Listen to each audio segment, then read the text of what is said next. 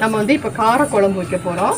அதுக்கு வந்து நான் மொச்சைன்னு சொல்லுவோம் இல்லையா, இந்த மொச்சை வந்து வெள்ளை மொச்சையை நான் நைட்டே ஊற வச்சுட்டு வேக வச்சு உப்பு போட்டு வேக வச்சு எடுத்து வச்சுருக்கிறேன். இப்போ வாங்க இந்த காரக்குழம்பு எப்படி வைக்கலான்னு பார்ப்போம். இதுக்கு வந்து ஒரு பாத்திரத்தை வச்சுக்கோங்க. நான் வந்து குக்கர் வச்சுருக்கேன். ஏன்னா இது இன்னும் நல்லா வேகணும் அப்படின்னா நீங்கள் எப்போயுமே குக்கரில் வந்து வச்சிங்கன்னா சீக்கிரம் வந்து ஆயில் நல்லா பிரிஞ்சு வந்துடும், ரொம்ப நல்லாயிருக்கும். இதுக்கு வந்து நான் வந்து ஒரு 3 ஸ்பூன் எண்ணெய் ஊற்றிக்கிறேன்.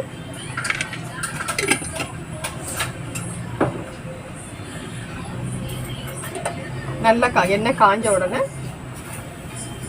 இதில் வந்து 1 ஸ்பூன் வெந்தயம், 1/2 ஸ்பூன் சோம்பு,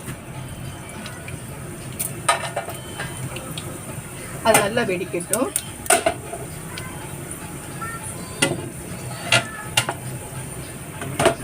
நல்லா அது வெடிச்ச உடனே அதில் வந்து வெங்காயம் போட்டுக்கணும். நல்லா வெடிக்கட்டும்.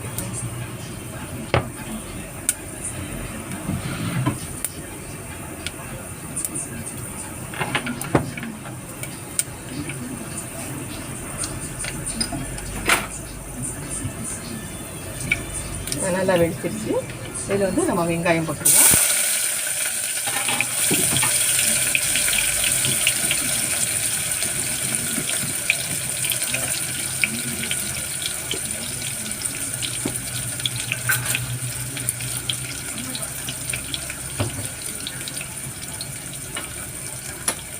வெங்காயம் நல்லா வதங்கணும். நல்லா வெங்காயம் வதங்கினா நம்ம வந்து குழம்பு மிளகாய் இப்படி நான் ஏற்கனவே அரைச்சி இதில் வீடியோ போட்டிருக்கேன். நீங்கள் வேணும்னா அந்த இதை பாருங்கள். அந்த குழம்பு மிளகாய் பொடி வந்து நான் நல்லா நிறைய ஒரு 5 பேர் சாப்பிட்ற அளவுக்கு நான் மிளகாய் தூள் போடுறேன். இதுலேயும் எல்லாமே கலந்துருக்கோம் நம்ம. அதனால் இதில் அந்த இதை நல்லா எண்ணெயில் லேசாக வதங்கணும், கருக விட்டுறாதீங்க. புளி ஒரு லெமன் அளவு புளி எடுத்து வச்சுருக்கிறேன், அதையும் இதில் ஊற்றிடணும். அவ்வளோதான். இதில் வந்து நம்மளுக்கு தேவையான கத்திரிக்காய் போட்டுக்கரலாம், இல்லை முருங்கைக்காய் போடலாம். இந்த புளிக்குழம்புக்கு ரொம்ப டேஸ்ட்டாக இருக்கும். கத்திரிக்காய் பாசி பருப்பு கூட்டு வைக்கலாம். இதுக்கு ரொம்ப அருமையாக இருக்கும். வெறும் கத்திரிக்காயை கூட நல்லா பொரிச்சு வைக்கலாம். இது நல்லா கொதிக்கட்டும். இது எவ்வளோ நம்மளுக்கு அளவு வேணுமோ அந்த அளவுக்கு வச்சுக்கிறோம். இது கொஞ்சம் குழம்பு நல்லா கொதித்த உடனே நம்ம பயரை போடுவோம். இதில் வந்து 2-3 வெள்ளை பூண்டை வந்து நம்ம தட்டி போட்டுறணும். ஏன்னா மொச்சை வந்து கொஞ்சம் வாயுவாக இருக்கும். அதனால் நம்ம வந்து நம்ம பருப்பு இந்த மொச்சை வந்து நம்ம வேக வைக்கும் போது உப்பு போட்டு வேக வச்சாலும் இந்த தண்ணியை ஃபுல்லாக கீழே ஊற்றிடணும். இல்லாட்டினா இது வாயுன்னு சொல்லுவாங்க. அதனால் இதை இது பண்ணிக்க. இதுக்கு கொஞ்சம் வெள்ளைப்பூண்டை உரிச்சு போட்டுடலாம். இதில் குழம்பு கொதிக்கும் போது வெள்ளைப்பூண்டை உரிச்சு போட்டுடலாம். இதில் வந்து நான் இன்றைக்கி கத்திரிக்காய் போட்டு வைக்க போகிறேன். பாருங்கள், இப்போ நல்லா வந்து குழம்பு கொதிச்சிருச்சு. இதில் வந்து ஒரு 5-6 வெள்ளைப்பூண்டு நான் உரிச்சு வச்சுருக்கேன். பாருங்கள், வெள்ளைப்பூண்டு நம்ம போட்டுருவோம். நம்ம வந்து கத்திரிக்காய் வந்து கடைசியிலே தான் போடணும், சீக்கிரம் வெந்துருங்க. அதனால நம்ம இப்போ வந்து இந்த வெள்ளைப்பூண்டு போட்ட உடனே நம்ம இந்த மொச்சையை போட்டுருவோம்.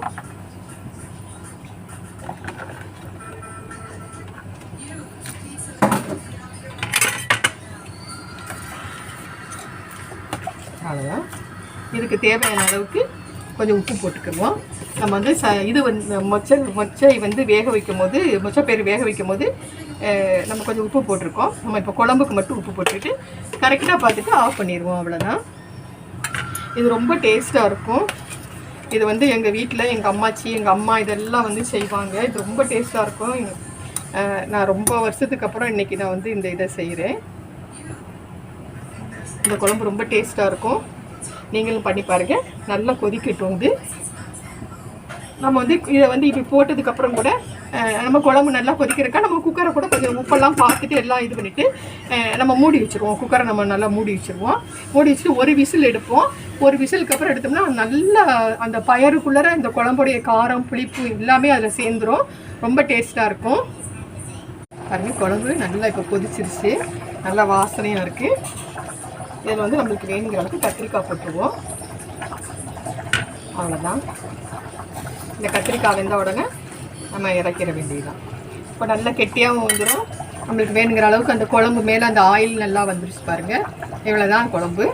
இதுக்கு வந்து நம்ம வந்து இந்த கத்திரிக்காய் வேகிறதுக்காக கொஞ்சம் நேரம் நம்ம சும்மா மூடி வைப்போம். ஒரு 3 நிமிஷம் 2 நிமிஷத்தில் இந்த கத்திரிக்காய் நல்லா வெந்துடும். இந்த குழம்பு கொதிச்ச உடனே நம்ம பார்ப்போம், கத்திரிக்காய் வெந்த உடனே பார்ப்போம். சுவையான நம்ம மொச்சக்கொட்டை குழம்பு வந்து நம்ம வந்து செஞ்சாச்சு. இந்த மொச்சப்பயிர் வந்து ரொம்ப நல்லது உடம்புக்கு. இதை நீங்களும் செஞ்சு பாருங்கள். லைக் பண்ணுங்கள், ஷேர் பண்ணுங்கள், கமெண்ட் கொடுங்க, சப்ஸ்கிரைப் பண்ணுங்கள், பெல் பட்டனை கட்டாயம் அமுக்குங்க, கமெண்ட் கட்டாயம் கொடுங்க. உங்களுக்கு வேறு எதனாச்சும் வேறு டிஷ் எதனாச்சும் வேணும் சமைச்சு காமிக்கணுன்னா அதை எங்களுக்கு கமெண்ட் பண்ணுங்கள். தேங்க்யூ, பாய்.